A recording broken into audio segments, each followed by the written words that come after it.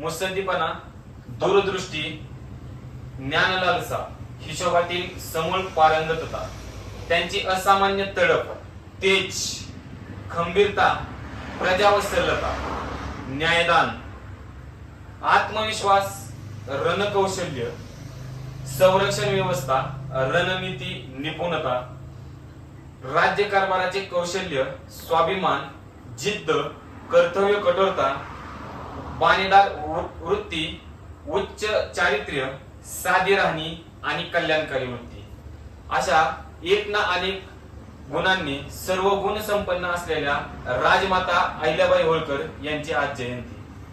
31 मे या दिवशी महाराष्ट्राच्या मातीमध्ये एक स्त्री जन्मली, जिने अखंड महाराष्ट्राचे आराध्य दैवत छत्रपती शिवाजी महाराज यांनी संस्थापिलेल्या मराठा साम्राज्याचे रक्षण केले, मराठा साम्राज्य वाढवले आणि एक आदर्श राज्यकारभार कसा असावा याचे जगासमोर एक उत्तम उदाहरण मानले अशा राजमाता अहिल्याबाई होळकर. सुप्रसिद्ध इतिहासकार सर जॉन माल्कम यांच्या मते अहिल्याबाई ही एक असामान्य स्त्री आहे. दुराभिमानाचा त्यांना स्पर्शही नाही. धर्मपरायण असलेली ही स्त्री कमालीची सहनशील आहे. त्यांचे मन रूढीप्रिय असले तरी रूढींचा उपयोग जनकल्याणासाठी करून घ्यायची त्यांची हातोटी विलक्षण आहे. प्रत्येक क्षणाला सद्सद्विवेकाने कर्तव्य करणारे ते उच्च प्रतीचे जीवन आहे. हा बाहेरील देशातील इतिहासकार ज्याने अहिल्याबाईंचे यथोचित वर्णन केलेले आहे, याला मी अगोदरच एक ना अनेक सद्गुणांनी आणि सर्व गुण संपन्न असलेल्या अशा अहिल्याबाई हे वर्णन केलं, कारण इतिहासामध्ये ठराविकच असे राज्यकर्ते आहेत की ज्यांच्या राज्यकारभाराचे दाखले आपल्याला आजही द्यावे लागतात. 18व्या शतकामध्ये मराठा साम्राज्य हे जवळपास संपूर्ण हिंदुस्थानभर पसरलेलं होतं. यातीलच इंदोर हा प्रांत होळकरांकडे होता. मल्हारराव होळकर हे अतिशय तलवारबाजीमध्ये आणि युद्ध कौशल्याने पारंगत होते. त्यांची सून अहिल्याबाई ह्या देखील आपल्या सासऱ्यांकडून राज्यकारभाराचे, युद्धाचे आणि हिशोबाचे सर्व प्रकारचे ज्ञान अवगत करत होत्या आणि त्याच्यातूनच त्यांना एक आदर्श राज्यकारभार करण्यासाठीचे जे मार्गदर्शन असतं ते मार्गदर्शन त्यांना मल्हारराव होळकरांकडून मिळाले. 18व्या शतकामध्ये त्यांचं राजकारणातील जे महत्व होतं अहिल्याबाई होळकरांचं हे अतिशय जास्त प्रमाणात होतं. याचंच एक उदाहरण म्हणजे शिखांनी पंजाब मधून इंदोरला म्हणजेच अहिल्याबाई होळकरांना पत्र लिहिलं होतं. त्या पत्राचा उल्लेख इतिहासामध्ये आढळत नाही, पण त्या पत्राला दिलेलं जे उत्तर आहे अहिल्याबाईंनी ते उत्तर आपल्यापाशी उपलब्ध आहे. तुम्ही मातबर मसलत लिहून पाठवली, तुकोजी बाबा आणि महादेव शिंदे यांना लिहिले पाहिजे. म्हणजे शिखांनी एक मसलत लिहून अहिल्याबाईंना पाठवली होती. बघा, हिंदुस्थानभर अनेक राज्यकर्ते होते, पण शिखांना मात्र सर्वात सक्षम असे राज्यकारभार जर कोणाचा वाटला असेल तर तो होता अहिल्याबाईंचा. त्यांनी त्याचं प्रत्युत्तर देतानाचा प्रत्यय मी तुम्हाला वाचून दाखवतोय. त्याचा निर्णय श्रीमंत करतील असा अहिल्याबाईंनी पत्रामध्ये उल्लेख केलेला आहे. श्रीमंत म्हणजे पेशवे, पुण्यातील जे पेशवे होते त्यांना याचा श्रीमंत असा उल्लेख केलेला आहे. सर्वांनी मिळून विचार करून काहीतरी विचार झाल्यानंतर तुम्हाला निर्णय कळवू, त्यासाठी आम्हास काही कालावधी लागेल. हे पत्र ज्यावेळेस अहिल्याबाईंना आलं त्यावेळेस पेशवेही चरकले. त्यांनाही कळेनासं झालं की आपल्यापेक्षा उत्तम असा राज्यकारभार आपलेच सरदार होळकर यांचे घराणे चालवत आहे. त्याच्यानंतर बघा, राजकारणातील हे महत्व आपण आता स्पष्ट केलेलंच आहे. याच्यामध्ये राजकारणातील अजून एक भाग सांगायचा म्हणलं तर राजनीती, रणनीती निपुण असा एक मी तुम्हाला मगाशी उल्लेख केला अहिल्याबाईंचा, तो उल्लेख केला. याचं एक उदाहरण तुम्हाला देतो. ज्यावेळेस सासरे मल्हारराव होळकर आणि पती खंडेराव होळकर यांचं निधन झालं, सोबतच अहिल्याबाईंचे पुत्र मालेराव होळकर यांचंही निधन झालं होतं. त्यामुळे पेशव्यांनी होळकरांच्या राज्याकडे लक्ष केंद्रित करण्याचे ठरवले आणि रघुनाथराव पेशवे यांनी होळकरांच्या राज्यावर आक्रमण करायचं ठरवलं. ही बातमी ज्यावेळेस अहिल्याबाईंना मिळाली त्यावेळेस अहिल्याबाईंनी पेशव्यांना एक पत्र लिहिलं की आक्रमण करण्यासाठी येत आहात, ठीक आहे, आक्रमण करा. आमची एक स्त्रियांची फौज आहे, त्या स्त्रियांच्या फौजेला तुम्हाला लढावं लागेल. जिंकलात तर काय सांगचाल, स्त्रियांसोबत लढून जिंकलो, आणि जर हारलात तर काय सांगचाल, स्त्रियांसोबत हारलो. ह्या पत्राच्या उत्तराने राघोबा पेशवा चरकला आणि त्याने प्रति उत्तर म्हणून पत्र दिले की देवी अहिल्याबाई, आम्ही आपणावर आक्रमण करण्यासाठी येत नाही, तर आम्ही शोक व्यक्त करण्यासाठी येतात. म्हणजे जे युद्ध होणार होतं, युद्धाचा निकाल काही लागला असता, पण जे युद्ध होणार होतं ते आपल्या बुद्धिचातुर्याच्या जोरावरती आणि आपल्या लेखणीच्या आणि ज्ञानाच्या जोरावरती अहिल्याबाईंनी ते युद्ध न होताच युद्ध टाळलं. त्यामुळे मी म्हणलं रणनीती, निपुणता आणि राज्यकारभार कसा करावा याचं उत्तम उदाहरण म्हणजे अहिल्याबाई होळकर. अहिल्याबाई या प्रचंड स्वाभिमानी होत्या. याचं एक उदाहरण इतिहासात तुम्हाला देतो मी. हैदर अली हा दक्षिणेत राज्य करत होता. त्याला त्याचा वकील म्हणून बाळ मुकुंद दास याची नियुक्ती केली जाणार होती. हा बाळ मुकुंद दास हा दिल्लीच्या बादशहाकडे गेला. 2 कोटीचा नजराना त्याने दिल्लीच्या बादशहाला दिला आणि त्या हैदर अलीचा वकील म्हणून तो चालला. हा ज्यावेळेस जात होता त्यावेळेस दिल्लीतून त्याला जाताना बघा, इथं अहिल्याबाईंच्या सेनेची जी दास्ती आहे ते प्रत्येकाजवळ आहे. एक पत्र त्या बाळमुकुंद दासने बादशहाला लिहून मागितलं की मी हैदर अलीचा वकील म्हणून जात आहे, तर होळकरांना अशी विनंती करा की ते मला त्यांच्या राज्यातून सुखरूप जाऊन देतील. आणि हे पत्र घेऊन ज्या वेळेस बाळमुकुंदास वकील जो अहिल्याबाईंच्या दरबारी आला, त्यांनी त्याची काही माणसं त्या दरबारी पाठवली होती. ती दरबारीत आल्यानंतर त्यांची अशी अपेक्षा होती की अहिल्याबाईंनी उठून ते त्यांचं पत्र स्वतःहून स्वीकारावं.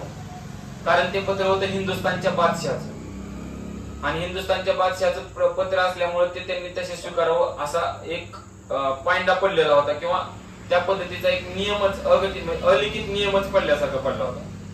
पण अहिल्याबाई ह्या स्वाभिमानी होत्या. त्यांनी ठणकावून सांगितलं, ज्या बादशहाला मराठ्यांनी त्यांच्या गादीवर बसवले, जो बादशाह त्या गादीवर जो बसणारा बादशाह आहे, हे जर आम्ही होळकर, शिंदे आणि मराठा साम्राज्य जर ठरवत असेल तर तुमचं पत्र हे आम्ही उठून स्वीकारावं, इतपत तुमच्या बादशाहाला किंमत देता येणार नाही. अतिशय धाडसी आणि स्वाभिमानी ही गोष्ट त्या ठिकाणी त्यांनी बोलून दाखवली. अशा या अहिल्याबाई होळकर. न्यायदानामध्येही अहिल्याबाईंची कोणीच हात धरू शकत नव्हतं. न्यायदानाचं जर उदाहरण सांगायचं झालं तुम्हाला, तर स्वतःच्या पुत्राला ज्यांनी शिक्षा सुनावली, ती पण अशी तशी नाही, देहदंडाची शिक्षा सुनावली, अशी कमी उदाहरण, अतिशय क्वचितच असं एखादं उदाहरण आपल्याला इतिहासात सापडेल. त्याच एक उदाहरण म्हणजे अहिल्याबाई होळकर. अहिल्याबाई होळकर यांचे पुत्र मालेराव होळकर हे एक दिवशी रथामधून जात होते. रथामधून जात असताना त्यांच्या समोर एक गायीचे वासरू आले. ते वासरू त्यांच्या रथाखाली चिरडून मारले गेले. मालेराव होळकरांच्या पाठीमागूनच अहिल्याबाईंचा रथ येत होता. 1 तास 2 तासाच्या फरकाने तो रथ आला. अहिल्याबाईंना ते वासरू मेलेलं दिसलं. त्याच्यानंतर त्यांनी तिथल्या रहिवाशांना प्रश्न केला की हे कसं काय झालं. त्यांनी सांगितलं हे तुमच्याच पुत्रांनी केलेलं आहे. तशा अहिल्याबाई महालामध्ये गेल्या. महालामध्ये गेल्यानंतर त्यांनी मालेराव होळकरांच्या पत्नीला विचारलं, जर एका आई समोर त्याच्या मुलाचे प्राण गेलेले असतील तर त्या व्यक्तीला, ज्याने त्या बाळाचे प्राण घेतलेले आहेत, त्याला तुम्ही काय शिक्षा द्याल. तर मालेराव होळकरांच्या पत्नीने सांगितलं की आम्ही त्यांना देहदंडाची शिक्षा दिली असती. मग अहिल्याबाईंनी सांगितलं की मालेराव होळकरांकडूनच असा पराक्रम घडलेला आहे की ज्याच्यामुळे त्या वासराला जीव गमवावे लागले आहेत. आणि एक क्षणही ही माता चरकली नाही. स्वतःच्या मुलाला तिने साखळदंडाने बांधून रस्त्यावर टाकलं आणि आज्ञा दिली की त्यांच्या अंगावरून, त्या गायच्या वासराच्या अंगावरून जसा रथ गेला होता तसाच मालेराव होळकरांच्या अंगावरून सुद्धा रथ घालावा म्हणून. स्वतःच्या मुलाला देहदंडाची शिक्षा देणारी ही माता, ज्याच्याकडून आज देखील भारतातील सर्वांना न्यायदानाचे धडे घेणे गरजेचं आहे. पण त्या रथामध्ये बसायला कोण तयार झालं नाही. शेवटी अहिल्याबाई स्वतः बसल्या त्या रथामध्ये आणि स्वतःच्या मुलाच्या अंगावरून त्या रथ घालण्यासाठी नेल्या. त्याच वेळेस ती गाय, ज्या गायीने स्वतःचं वासरू आपले स्वतःच्या डोळ्यासमोर मारताना पाहिलं होतं, ती गाय त्या रथाला आडवी आली. कदाचित त्या गायलाही वाटत असेल एका आईने स्वतःचं वासरू गमावलेलं आहे, ह्या दुसऱ्या मातेने स्वतःचं वासरू गमवू नये. आणि तो एकदम भावनिक असा प्रसंग झाला आणि अहिल्याबाईंनी तो रथ जागीच थांबवला. पण स्वतःच्या मुलाला देहदंडाची शिक्षा सुनावताना त्या एक क्षणही डगमगल्या नाही. हे शिखांचं ज्यावेळेस पत्राचा मगाशी मी उल्लेख केला त्यावेळेस असं सांगितलं की त्यांनी पुण्याच्या श्रीमंतांना विचारू असा उल्लेख त्या ठिकाणी पत्रामध्ये केला अहिल्याबाईंनी. असाच एक प्रसंग झालता. तो प्रसंग म्हणजे लालजी सावकार प्रकरण म्हणून एक इतिहासामध्ये प्रकरण आहे. लालजी दास सावकार असं त्याचं नाव होतं, ज्याने अहिल्याबाईंना वारंवार मागूनही त्याच्यानंतर विनंती करून आणि काही ज्या गोष्टी आहेत त्या गोष्टी सांगून देखील जो निधी होता तो निधी दिला नाही. त्यामुळे अहिल्याबाईंनी त्यांच्या मुलाला ताब्यात घेतले. पण त्या मुलाला ताब्यात घेण्या अगोदरच अहिल्याबाईंनी एक पत्र पाठवलं होतं. ते पत्र पाठवलेलं होतं पुण्याच्या पेशव्यांना की लालजीदास सावकार हा राज्य कारभारातल्या नियमांच्या विरोधात वागत आहे, तर त्याच्यावरती काहीतरी कारवाई केली जावी. पण एक 8-10 दिवस वाट बघूनही पेशव्यांनी पत्राला उत्तर दिलं नाही. मग त्यांनी हा निर्णय स्वतःहून घेतला की त्या लालजी सावकाराच्या मुलाला अटक कर. त्यांनी लालजी सावकाराच्या मुलाला अटक केली. अटक केल्यानंतर सावकाराने पुण्यात तक्रार केली पेशव्यांकडे की माझ्या मुलाला अहिल्याबाईंनी अटक केलेली आहे. तात्काळ पुण्याहून पत्र आले. पत्रामध्ये सरळ उल्लेख केला गेला की लालजी सावकाराच्या मुलाला सोडण्यात यावे. हे जे पत्र घेऊन मी जे हुजरे पाठवलेले आहेत त्या हुजऱ्यांसोबतच त्यांच्या लालजी सावकाराच्या मुलांची सुटका करावी. आता हे पुण्याचे पत्र होते. पुण्याचे पत्र ज्याला जास्त त्या काळामध्ये वजन असायचं, मराठा साम्राज्याचं प्रमुख केंद्र होतं पुणे म्हणजे, त्या पत्राला अहिल्याबाईंनी दाद देणं अपेक्षित होतं. सर्वांनी त्यांना तसाच सल्ला दिला की त्या सावकाराच्या मुलाला सोडावं. पण अहिल्याबाई आपल्या निर्णयावर ठाम होत्या. जोपर्यंत निधी त्यांना येत नाही, राज्यकारभाराच्या नियमांच्या विरोधात वागणे शक्य कुणालाच नाही, ते त्यांनी स्वतःच्या मुलाला देखील तिथं क्षमा केली नव्हती. तर हा तर सावकाराचा मुलगा होता, याला क्षमा करणे कदापि त्यांना मान्य नव्हते. त्यांना एका गोष्टीची खंत वाटली की तक्रार करूनही सावकाराचे पुण्यातील माणसांनी दखल घेतली नव्हती. पण सावकाराने तक्रार केली की त्याची दखल लगेच घेतली गेली. त्यामुळे त्या कमालीच्या संतापल्या आणि त्यांनी नकार दिला की त्या मुलाला आम्ही सोडणार नाही. जोपर्यंत सरकार जमा सगळी रक्कम होत नाही तोपर्यंत आम्ही त्या मुलाला सोडणार नाही असा पवित्रा त्यांनी घेतला. म्हणजे एकीकडे पुण्याच्या गादीला ते मानही देत आहेत, पण राज्य कारभाराच्या नियमाच्या विरोधात जर चालला तर मात्र त्या कुणाचंही ऐकण्यास तयार नाही. त्यामुळेच आदर्श राज्यकर्त्या म्हणून त्यांचं आजही जगभर नाव घेतलं जातं. पण आज मात्र परिस्थिती फार विचित्र झालेली आहे. काही समाजातील समाजकंटकांनी ह्या जे महापुरुष आहेत ह्या महापुरुषांना जातीमध्ये अडकवून ठेवलेला आहे. अहिल्याबाई ह्या कोणताही धर्म मानत नव्हत्या. त्यांच्याकडे मानवता हा एकच धर्म होता. सोबतच त्या जातीपातीलाही थारा देत नव्हत्या. याचं उत्तम उदाहरण म्हणजे लॉर्ड एलेनबरो, व्हाईसरॉय होता त्यावेळेस इंग्रजांचा लॉर्ड एलेनबरो, याने अहिल्याबाईंचं वर्णन केलेलं आहे. अहिल्याबाई एक सर्वश्रेष्ठ मुत्सदी व आदर्श राज्यकर्त्या आहेत. अन्य धर्मीयांचा द्वेष त्यांच्या मनीधनी नाही. बघा, अन्य धर्मीयांचा द्वेष त्यांच्या मनीधनी नाही याचा अर्थ त्या इतर धर्माबद्दल द्वेष बाळगत नव्हत्या. एका महाराजाच्या स्वामिनी असूनही तपस्विनीप्रमाणे त्या अत्यंत साध्या राहतात. मी मागाशी उल्लेख केला की साधी राहणी म्हणून. त्याचं कारण आहे त्या काळातले जे इंग्रजांचे व्हाईसरॉय त्यांनी केलेला हा उल्लेख आहे. आज मात्र ही परिस्थिती नाही. धर्म मानत नाहीत याच्यासाठी हा दाखला आपण देऊ शकतो. जातीपाती पण मानत नाही यासाठी पण सांगतो. अहिल्याबाईंच्या ज्या कन्या होत्या मुक्ताबाई, ह्या मुक्ताबाईंच्या विवाहाचा ज्यावेळेस प्रसंग आला त्यावेळेस अहिल्याबाईंनी सर्व राज्यभर सांगितलं की एक असा व्यक्ती की जो व्यक्ती चोरांना पकडून देईल, राज्यकारभार व्यवस्थित चालण्यासाठी प्रयत्न करेल आणि राज्यासाठी चांगलं योगदान देईल त्या मुलाशी मी मुक्ताबाईचा विवाह लावून देणार, भलेही तो मुलगा कोणत्याही जातीचा असला तरी हरकत नाही. म्हणजे अहिल्याबाई जातपात देखील मानत नव्हत्या, कोणताही धर्म मानत नव्हत्या. मानवता हा एकच धर्म डोळ्यासमोर ठेवून त्यांनी जनकल्याणाची अनेक कामे केली. पण आज मात्र ही परिस्थिती नाही. जाती जातीमध्ये वितुष्ट निर्माण केले जाते. त्या संदर्भातीलच एक जात नावाची कविता मी आता आपल्या समोर मांडत आहे की महाराष्ट्रातील जातीचे राजकारण किंवा महाराष्ट्रामध्ये जातीचे वास्तव कशा स्वरूपात आहे आणि जाती जातीमध्ये कसा भेद निर्माण केला होता. बघा, मराठ्यांनी वाटून घेतले जिजाऊच्या शिवरायांना, दलितांनी बांधून ठेवले रमाईच्या भीमरावांना. अण्णाभाऊ फक्त आमचेच मातंगांनी गायली गाणी, अण्णाभाऊ फक्त आमचेच मातंगांनी गायली गाणी. अहिल्याबाई म्हणजे फक्त धनगरांचीच राणी, अहिल्याबाई म्हणजे फक्त धनगरांचीच राणी. ज्योतिबांना घेऊन जायला गोळा झाले सारे माळी, महापुरुषांच्या विचारांची इथेच झाली खरी होळी.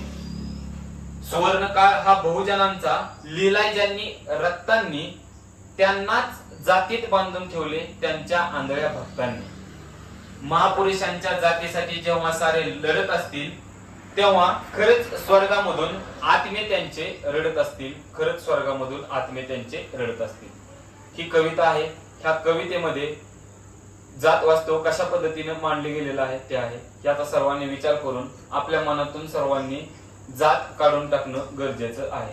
खरं तर आज प्रत्येक पक्षाने जाती जातीमध्ये भेद निर्माण करण्यासाठी प्रत्येक पक्षाने प्रत्येक जातीसाठी एक एक नेता तयार केलेला आहे आणि कार्यकर्ता ह्या आपापल्या जातीच्या नेत्याच्या मागे पळत आहे. यामुळे समाजामध्ये विध्वंसक वृत्तीचे लोक तयार होत आहेत. खरं तर ज्या दिवशी महाराष्ट्रामध्ये आणि देशामध्ये सर्व कार्यकर्ते हे जातीसाठी नाही तर मातीसाठी लढणाऱ्या नेत्याच्या मागे उभं राहतील, त्या दिवशी भारत नक्कीच महासत्ता होईल. महाराष्ट्र हे देशातीलच नव्हे तर जगातील एक नंबर राज्य होईल. यानंतर ज्या अहिल्याबाई होळकर होत्या त्या अहिल्याबाई होळकरांनी अनेक जनकल्याणकारी कार्य केलेले आहेत, अनेक जनकल्याणकारी कार्य. त्यामध्ये त्यांनी काशी विश्वेश्वराच्या मंदिराचा जीर्णोद्धार केलाय. केदारनाथ मध्ये त्यांनी धर्मशाळा, त्यानंतर पाण्याची कुंडी बांधलेली आहे. कोल्हापूरमध्ये त्यांनी मंदिराच्या पूजेची व्यवस्था केलेली आहे. गंगोत्रीमध्ये विश्वनाथ, केदारनाथ, भैरव आणि अन्नपूर्णा अशी 4 मंदिरे अहिल्याबाई होळकरांनी बांधलेली आहेत. चिंचवडमध्ये गरिबांना दान मिळण्यासाठी त्यांनी व्यवस्था केली. चिखलदरामध्ये नर्मदेची परिक्रमा करण्यासाठी त्यांनी एक अन्नछत्र सुरू केले कायमस्वरूपीचे. जेजुरीमध्ये त्यांनी मल्हार गौतमेश्वराचे मंदिर बांधले आणि मंदिराच्या बाजूलाच सर्वसामान्यांना पाणी पिण्यासाठी तलाव बांधला. त्र्यंबकेश्वर मध्ये त्यांनी एक मोठे तळे बांधले. त्यानंतर नाशिक मध्ये त्यांनी श्रीराम मंदिर बांधले, धर्मशाळा बांधल्या, अनेक विहिरी बांधल्या. पैठण मध्ये त्यांनी एक कायमस्वरूपीचे अन्नछत्र सुरू केले. अशा अनेक प्रकारचे काम ही अहिल्याबाईंनी त्यांच्या कारकिर्दीमध्ये केले. ही मी उगाच थोडीशी निवडक कामं तुम्हाला सांगितलेली आहेत. खरं तर विनया खडपेकर या लेखिकेने ज्ञात अज्ञात अहिल्याबाई ह्या आपल्या पुस्तकामध्ये अहिल्याबाईंचे एकदम यथोचित शब्दामध्ये, एकदम समर्पक शब्दांमध्ये वर्णन केलेलं आहे. ते बघा कशा पद्धतीने आहे. अहिल्याबाईंना त्या म्हणतायत की ती सत्ताधारी होती पण ती सिंहासनावर नव्हती. ती राजकारणी होती पण ती सत्तेच्या चढावळीत नव्हती. ती पेशव्यांशी निष्ठावंत होती पण ती त्यांच्या पुढे नतमस्तक नव्हती. हे मागाशी जी मी 2 उदाहरणं सांगितली तुम्हाला, या वाक्याचा परिचय तिथे येतोय. एक म्हणजे ते लालजी दासाचं प्रकरण आणि एक म्हणजे शिखांचं पत्र. ती व्रतस्थ होती पण ती संन्यासिनी नव्हती. जेव्हा लढाई हे जीवन होते आणि लूट हा जे त्यांचा धर्म होता, हुकूमत हा सत्तेचा स्वभाव होता, तेव्हा तिच्या कल्याणी प्रतिभेचे किरण नदीवरच्या घाटांमधून उमटले. तिच्या जीवनदायिनी प्रेरणेने तळी, अन्नछत्रे, धर्मशाळांचे रूप घेतले. तिच्या अनाक्रमण धर्मशीलतेचे मंगल प्रतिनिधी भरतखंडाच्या मंदिरातून घुमले. 18व्या शतकातल्या मराठ्यांच्या इतिहासाच्या पटावर ती शुक्राच्या चांदणीसारखी लुकलुकते असं वर्णन केलेलं आहे. ज्यातील शब्द ना शब्द फक्त आणि फक्त अहिल्याबाईंसाठीच बनलेला आहे. असेच हे शब्द वाचताना आपल्या मनी येतं.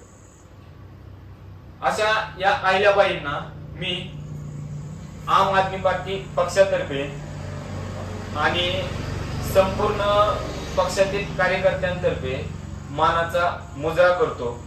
सोबतच न्यायदानाचे जे मगाशी तुम्हाला उदाहरण सांगितलं अहिल्याबाईंनी दिलेलं, ह्या उदाहरणाने प्रेरित होऊन ह्या उदाहरणाचा अभ्यास करून एक आदर्श राज्य कसं असावं यासाठी पंजाब सरकारने देखील अतिशय कठोर निर्णय घेतला आणि स्वतःच्याच आरोग्य मंत्र्याला त्यांनी पदावरून हटवले आणि तुरुंगात टाकले। खरं तर हा निर्णय घेताना डोळ्यासमोर आदर्श राज्यकर्त्या म्हणून अहिल्याबाई होळकरच नक्कीच असाव्यात। त्यांच्याकडूनच ही न्यायदानाची, जनतेच्या राज्यकारभार जनतेसाठी करण्याची ही वृत्ती राज्यकारभारात नक्कीच तयार होऊ शकते। त्यामुळे माझी सर्वांना विनंती आहे की नक्कीच आपण सर्वांनी एकदा अहिल्याबाईंचे चरित्र वाचावे। अशा या थोर अहिल्याबाईंना माझं शतशः नमन। धन्यवाद। जय हिंद, जय महाराष्ट्र, जय भारत।